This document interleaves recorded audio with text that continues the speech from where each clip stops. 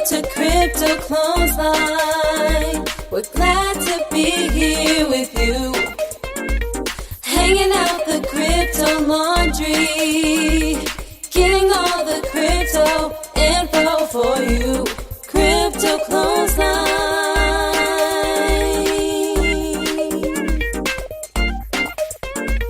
Crypto Clothesline.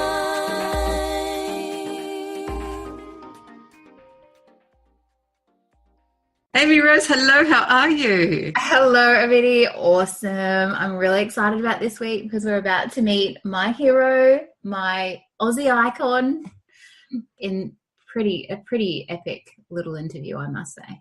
But how are you? I mean, we're going to talk about Jemma in a second, but how are you? All right. Yes. Well, I'm feeling quite excited because of that. So I'll just let that slide for a second and come back to that, I guess. I guess, under the pump, sick kids and stalking kids, you know, the ones that are just like nonstop, you wearing them like clothing. That's my 18-month-old. Painful. Oh, man. I was thinking like because we work from home too and, you know, take work from home and then sick kids and you've got like, this is my boundary. Mummy's at work now. I'm closing the door, which is the same as drawing a line in the sand on a windy day. Ma'am. There is absolutely. Oh my God, I hate the word. I'm changing my name. Do not say that word again. I remember I was just like, it was just a couple of months ago with my son. I'm like, say mum. I just wouldn't do it. And now I'm just like, oh God, please stop saying this word. Right now. Me. Go and talk to your mother. How about you, Abheeti? My stalkers are a little older than that. They've moved on to mum's in the other room doing some work, so we'll turn on the Xbox, which is, you know, which is kind of easier in a way. But A, I hate television babysitters, and B, I hate, you know, any other kind of screen babysitters. So I'm trying to find that possibly impossible balance between being a working mum, working from home, having kids look up books and do puzzles and do crafts of their own volition rather than turn on screens. Which that is just really hard to do. Yeah, they're convincing me of that more and more every day. But I just don't want screen dummies. You know, I want kids with creative imaginations and things. And I'm probably going to attract some ire from listeners here. I don't mean to sound disrespectful, but I'm really strict on how much screen time they get. So that's been a bit of a battle. I have to agree. It's been a battle for me. We don't have a TV, but we do have a spare laptop that has, well, I think they're educational, but then I accidentally overheard something that was, you know, you're disappointed in some of the content when you think it's something awesome and then you're like, oh my God, I trusted this. Why did I do? So yeah, I understand. There's a laptop that we use, but you just wish you didn't have to do it. You either have to scrap what you're doing or sit down with your kids every day and completely monitor them 24/7. I try and have that connect time, so I've got quite clear boundaries about when I'm working and when I'm connecting with them. I try to have that. But I always feel like I'm letting you down if I'm not getting the work done, or I'm letting them down. I know you don't expect it of me, but it's battle. It is. So I try to be productive in the times that I'm at work, and then I say, okay, now I'm with you. So yeah. And then I'm often up till 1 o'clock in the morning when they're asleep. So it's kind of a win-win, lose-lose situation. It is. And they just want to be involved. They just want to jump on the podcast, which we're very lucky today that they're not hovering around. That's right. I did a Facebook Live about crypto wallets yesterday. I don't know if you saw it. I did. I loved it. And then in the background, everyone would have heard this coughing child. Just But I think that just goes to show everyone that we're real and that we're not just, you know, cut out cardboard, whatever. We're real mums, and we're balancing all these balls in a crazy world. And I'm so glad we can embrace that. Oh, I'm so glad. Like a full 3D mum. 3D. Yeah. Everything.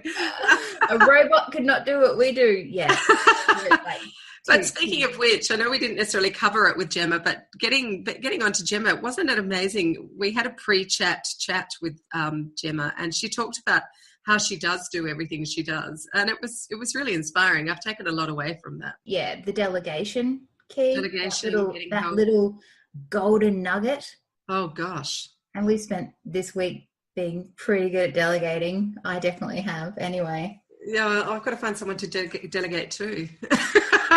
She's just so impressive. I mean, she's another one of those people who, quite similar to a lot of people we interview in the podcast, who have just fallen into blockchain and crypto, where it feels like, I guess because it's new, obviously no one can have done a degree in it, so people have to fall into it.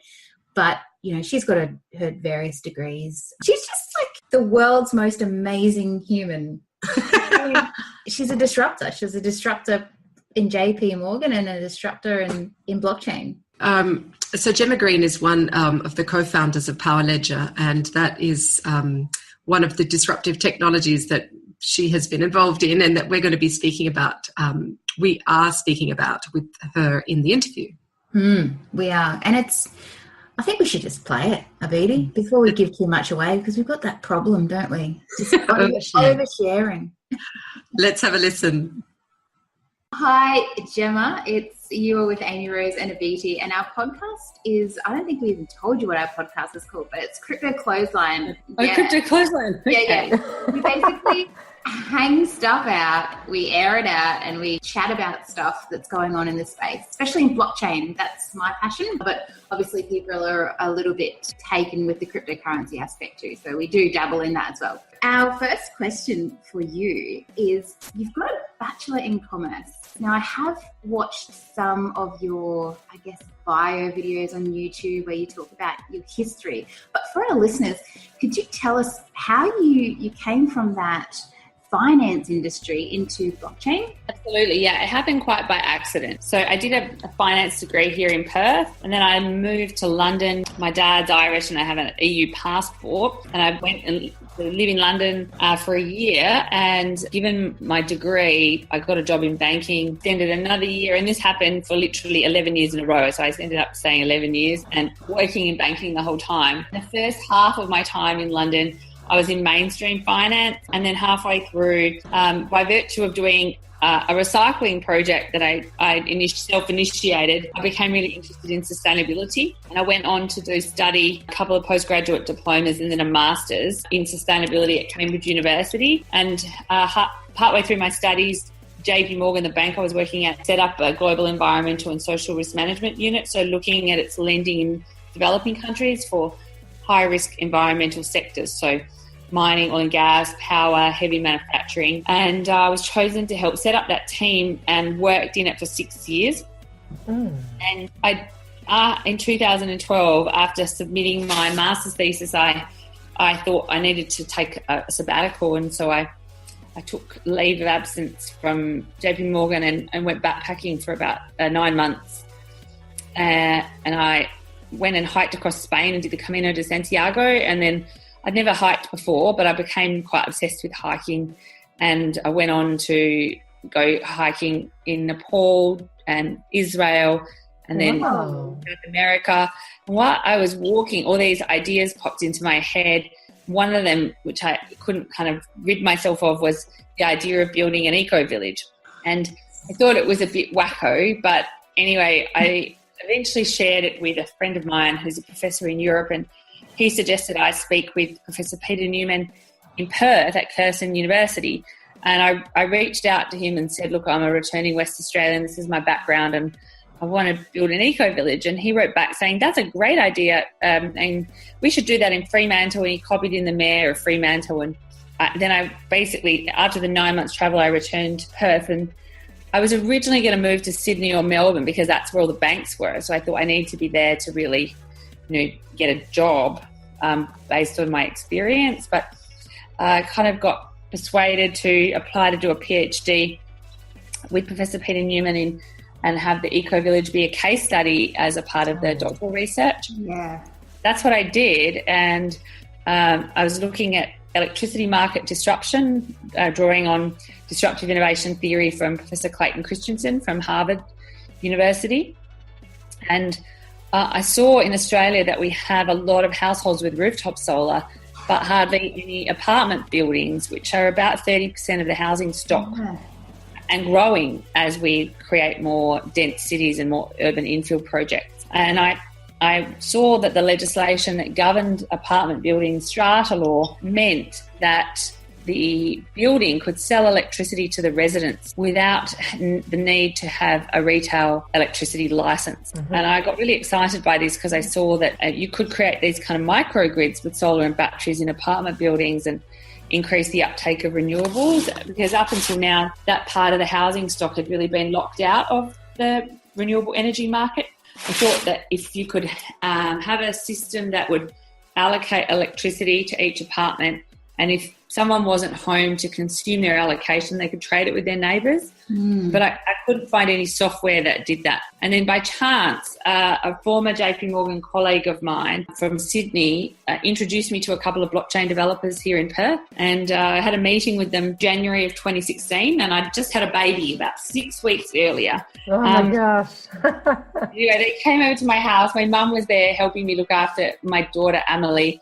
And they were talking about this blockchain. I'm like, what the hell is this? I have no idea what they're talking about. I thought they might have been a bit crazy. Yep. And I said, what about electricity? And they said, oh, we don't know. Let's have a look. So we spent a couple of weeks looking into it, and I found some projects that were using the blockchain. And I introduced the blockchain developers to Dave Martin, who's one of the co-founders and managing director of Power Ledger. And he had worked in electricity markets for 2 decades and had seen structural decline in the use of the network because of distributed renewables. He instantly got very excited and went, oh, the blockchain could help reimagine the grid as a trading platform, as a transactive grid, and maintain the utilisation of the grid, which is very valuable, and therefore its relevance. And he said, I want to set up a company. Do you want to join me? And I said, hell yeah. And so we formed the company in May 2016. And with 2 products in mind, peer-to-peer trading across networks and peer-to-peer trading within buildings. And so we've since developed and deployed those 2 products in various scenarios. But it was kind of through, a series of accidents that it came about. Oh, wow. Divine accidents by the sounds of things. Yeah. Wow. That's really interesting. And I was reading something recently about people who are rentals, because I've often wondered about that market as well. With the whole solar power thing, there are very few homeowners who own investment properties that are willing to spend whatever it takes to put, solar panels on the roof. And then I was reading something, I think it was Dave Martin who'd commented on something similar, that Power Ledger could potentially also help to address that issue for people by having, I think, solar panels in gardens or something of that nature. Well, the technology could work in a house, a freehold house that's rented out, or equally an apartment building. The landlord could essentially sell electricity to the tenant. It's a much easier thing to deal with when you've got the shared system via an apartment building, but you do need to change the bylaws or if it's an existing building. So there are various steps that you need to go through to make it happen. But the research that I've been working on, so I do a part-time supervision of PhD students, and they're looking at the uptake of that, and they're about to publish an industry report which looks at that in more detail on how, because the strata law is state-based legislation. So in Australia we've got 6 states and 2 territories, so it's 8 pieces of legislation. Wow. And looking at how it needs to be considered in each of the different geographical locations. Yeah, I think that there's also applications for apartment buildings, office buildings and shopping centres. What about outside of Australia then? If those state-based legislations are going to make things a little bit more step-by-step, depending on each individual state's recipe, how would that work then in the international realm? Very similarly. In the US and Canada, condominium law is almost identical, and in Europe, freehold leasehold legislation. So it's fairly ubiquitous. If Power Ledger is doing all this at the moment, or actually Power Ledger is doing all this at the moment, what do you see the future of peer-to-peer power transfer? Because I have so many power outages where I'm living right now. I'm actually surprised I don't have one right now because there's rain and that's all it takes. Do you think it's possible that whole suburbs will be able to use this technology? Is that something that Power Ledger is looking to develop in the future? Well, if you look at like mass uptake of peer-to-peer trading, you could see a more low-cost and resilient distributed electricity market where not only the big market participants like big power stations can be involved, but households that have batteries could provide electricity to the grid and shore up supply in times of need. And it could be a very agile market that is, more real-time. Yeah. So I think that if you look at the systems that have more distributed electricity supply, if there is a supply interruption, you're far less likely to get widespread blackouts. And we've even seen that in the British Virgin Islands or in the Caribbean as a result of hurricanes Irma and Maria.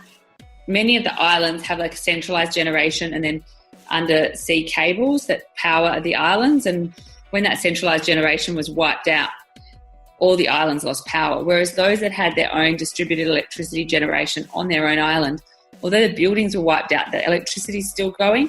Wow. So what that tells us is that it does actually deliver more resilient output. Wow, that's really exciting. Basically, what that means is that it's a network of either apartments, it's a network of buildings, let's say an estate that I live in, all connected on the one network, not on a big network. If you think about like an apartment building or an office building, that's like a microgrid, but it could be grid connected, so it can supply its own needs, but also sell or draw electricity from other sources. Okay. And the wider grid provides that kind of highway for the transactions to occur. From what I remember, is there an electricity provider that you're working with at the moment? There's several. We're working with the local provider here, Synergy and Western Power. We've also been undertaking trials with Origin Energy, which is the largest energy retailer in Australia. We've got about 4.3 million customers. Okay. We've done trials in New Zealand with a network operator in Auckland. We've also got projects in Thailand, which involves the network operator and the Thai government, and projects we've just announced in India and the US. So you can't, like Uber, for example, anyone can just get in their car and get on the road, whereas electricity markets, because they're generally regulated, you do need to partner with the energy companies, and that's both the network operator but the retailer. Yeah. And we call those counterparties application hosts on our platform, and so they're very much our partners. Regardless of the blockchain, their electricity markets are being disrupted, and these companies want to know what's the business model of the future for them. And it might mean that they have to kind of self-disrupt some of their incumbent business models, but they're very aware of this. The amount of distributed renewables and storage that's being installed now, they are now contemplating how do they ensure their ongoing existence in a distributed energy world. That's interesting, because that was going to be my question, Amy Rose, before you posed it. I was going to ask you, how much resistance did you meet with from those existing retailers?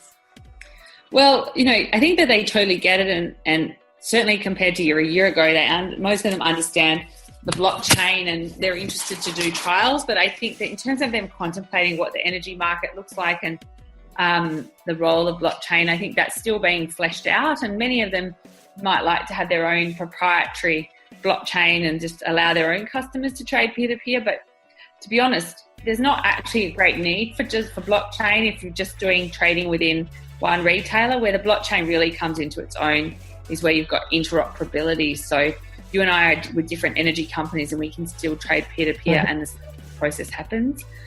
So that's, I think, where the power of the blockchain will really come into its own. Yeah. And how does that affect the idea of it being decentralized? Because in my mind, decentralized was taking it away from the control or the interference, or however the correct PC term is, of those operators and people working independently. But effectively, we're going to be working hand in hand. Is that right?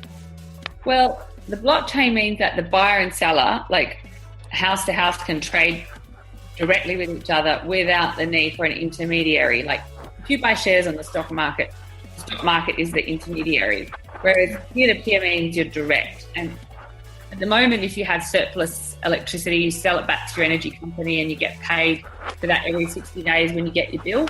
But using the blockchain, the transaction is the moment the electricity spills out onto the network and is consumed by someone else, and the payment is exactly the same entry in the database in the blockchain. And so what it means is you get paid instantly that when you're generating the electricity, having to wait till the energy company generates your bill and offsets it against your electricity bill. I was going to ask you one more question, but I'm not going to ask you that question anymore because it's not appropriate to ask you how you manage it all when you actually do, and you're perfectly capable of doing that.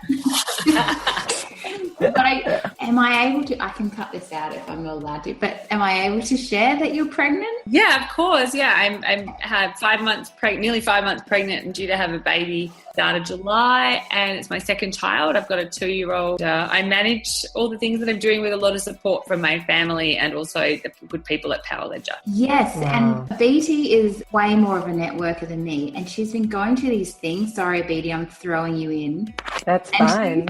She's met now 4 staff members from Power Ledger who've been going to these blockchain meetups, and they're all women. And they're all really impressive, and they all think Jemma Green is also pretty impressive. Like bumbling clowns then. But yeah, we do have a lot of really amazing women working at Power Ledger, and I'm really proud of the fact that there's so many women in technology working Power Ledger. I was really impressed, Jemma, because at an event, which was a fabulous event, but what was overwhelmingly, blaringly obvious to me were that all the presenters were men, all of them. And they were great, and they had really interesting information. But I was sitting around and I looked, and there was an amazing, powerful woman to my right and an amazing, powerful woman to my left, including the ladies from Power Ledger who were sitting in the audience. And I was like, well, when are the women going to get up to speak? So when Dave Martin actually said, and these are our staff from Power Ledger, and he introduced all the 4 different women, I was really impressed. I was really excited to see that was being represented, that important role that women are playing in this sphere. Definitely, yeah. I think that the blockchain, I think, it's a bit like a relational database, and I think that is probably a skill set that women, have an inclination towards. So I think hopefully it means that it could pierce the equality veil, if you like. And the stereotyping. Yeah, exactly. Oh, I was just going to say, one other lady that we spoke to, she put it really well. She said she thinks that at this very early stage where we're sort of laying out the foundation and we're unrolling the plumbing, so to speak, that technological stuff tends to attract more of the men, whereas as the blockchain develops and we're creating more community and there's a lot more around communication and effective message exchange, that is really where the women will be stepping up and coming into their own power, just by nature of what comes very naturally to us. So I thought that was a poetic way of putting it too, and I was super excited. Yeah, I think that's great. That's great. Yeah. Okay, well, our time is just about up. Thank you so much, Jemma, for joining us today. Really. My pleasure. I like what you're up to. And I don't know if at the end of your podcast you put any links and stuff, but if you did want, I'm a contributor for Forbes, so if people wanted to follow up, so the Power Ledger Telegram group and Facebook group. Absolutely. Yes, absolutely. Yeah. Would love it. Thank you so much, Jemma. The power of delegation. I love it. And I've just discussed with my kids the notion of doing homeschooling again. And I'm like, are you crazy, woman? And I'm like, there's always a way. There's always a way. Oh, God. Yeah, no. There's no delegating in that. Okay, thanks, Jemma. Speak to you later. Bye. Thank you. Bye-bye. That was so amazing. Wasn't that an amazing call? What an amazing chat. It was. We're so blessed to have her come on the podcast. We've actually got other people coming from Power Ledger as well. We do. In the future. Plus some awesome people on the ground. People who have just either started out in crypto or people who have been involved in it since 2010 or 11, who have been involved, but, they're not in blockchain and crypto technology, but they've been involved in Bitcoin for a very long time.